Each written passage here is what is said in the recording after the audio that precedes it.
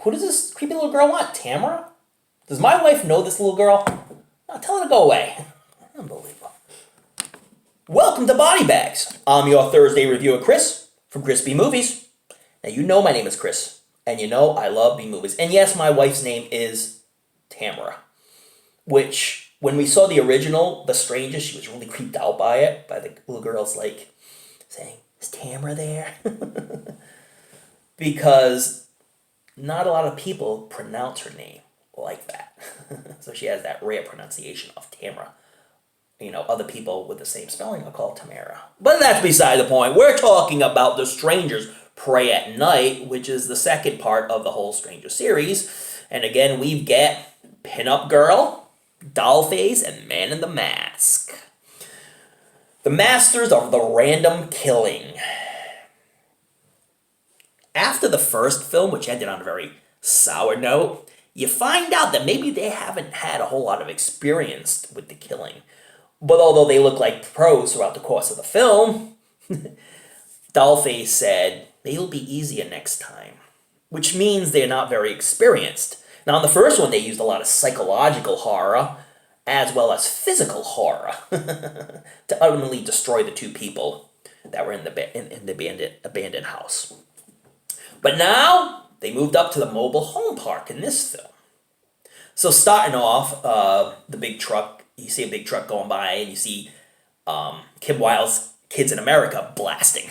And then all of a sudden, while the music's going on, the song just stops. So does the band. Freaking awesome. And then the movie begins with two old people in a mobile home park, and they're sleeping now. I mean, it's nighttime, they're sleeping. And we come to find out that they are Aunt Cheryl and Uncle Marv, who we'll find out more about within the context of this film. And they're in their little mobile home. And they hear a knock on the door, and Uncle Marv sleeps right through it, but Aunt Cheryl gets up and slowly walks to the door. And when she checks it out, there's nobody at the door. So she's getting all quizzical. And in the back, you see Dollface just standing there like this. Then cue into Uncle Marv, who is still sleeping, and Dollface gets into bed with Uncle Marv. Very creepily. Very creepy scene. And then we don't see them anymore. We cue in to the family that's going to be a big part of this film. Cindy and Mike, the parents, and the kids are Luke and Kinsey. You see, Kinsey's been a bad girl. She's played by Bailey Madison. If you know her, she was in Once Upon a Time, and she played Baby Snow White. You remember her, right? And she's been a really bad girl, causing a lot of problems in school, so her parents feel like the only way for her to be cured of this is to put her in a boarding school. People still do this anymore. Very strange. And Uncle Marv and Aunt Cheryl said, well, you can stay at our park because, you know, it's going to be all abandoned. No one else is going to be there, and we're going to be moving back to our regular home. So you can stay there, which is close to the boarding school. We're going to help you out, send your little daughter to boarding school. Very strange. So like I say, Kinsey's pissed. She does not want to go to this boarding school. She's pissed off. She's angry with the world. She's like any other high schooler, right? Now, they get in the car and they're ready to go on this big long trek. But they pick up Luke at a ballpark and he's playing ball. And he's like, oh, come on, can I finish? We just started the game.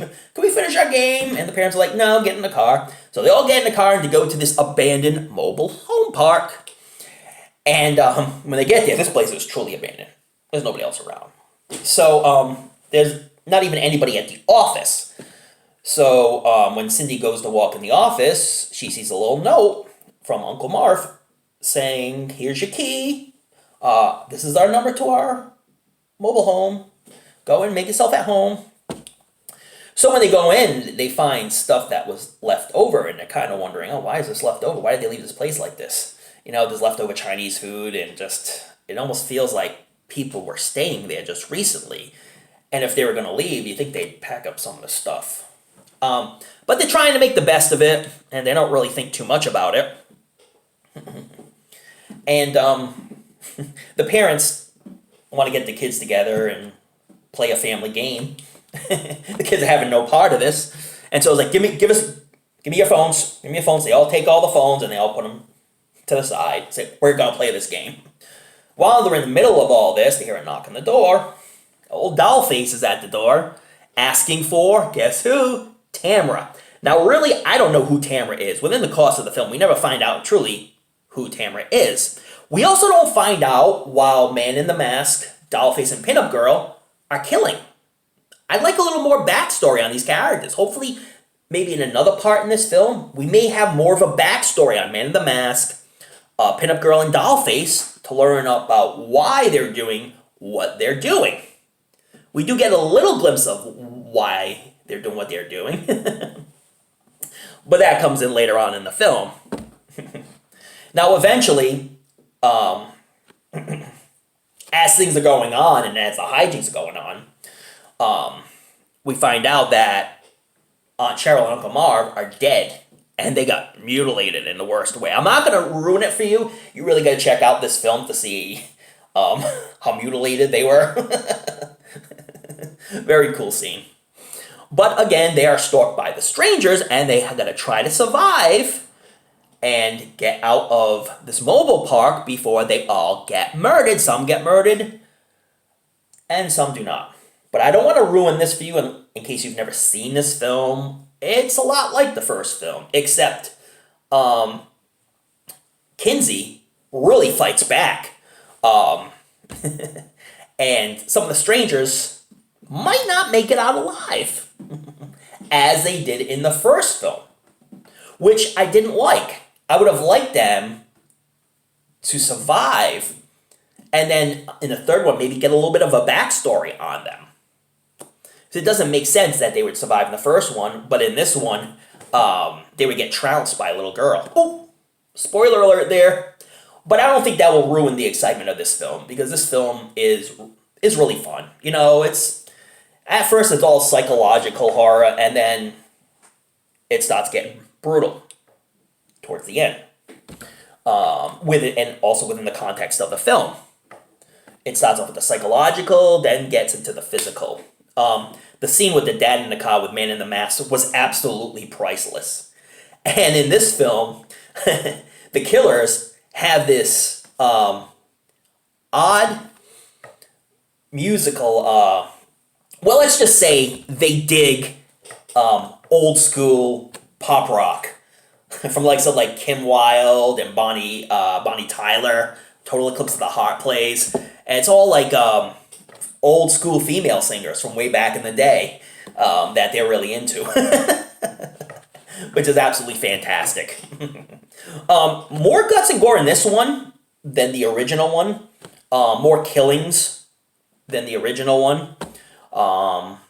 And, more action as far as I'm being chased by you, killer disappears, shows back up again, and, some more gore in this one. And but I did like the original one a little bit better.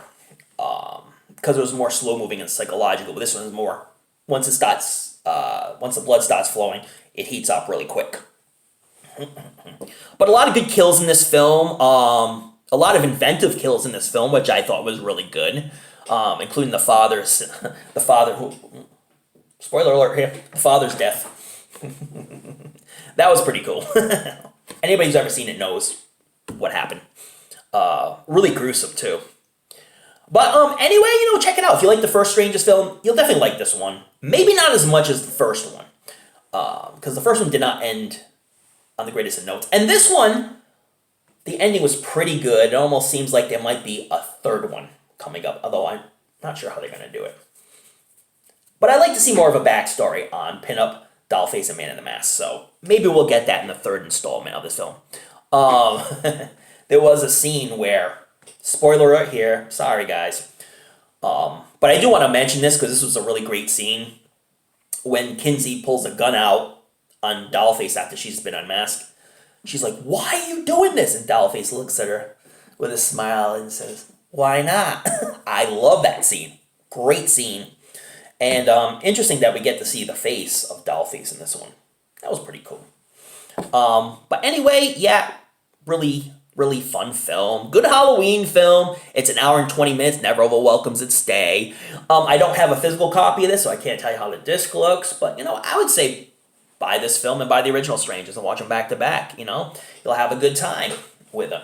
I did really enjoy this one, so 10 being the highest, 1 being the worst. I gave the original Strangers 9.5. I would give this one an 8. Not as good as the original, because the original was more slow and calculating and more psychological, like get in your head before we physically kill you. Where this one was, alright, a little psychological horror and terror, but now we're going to kill you.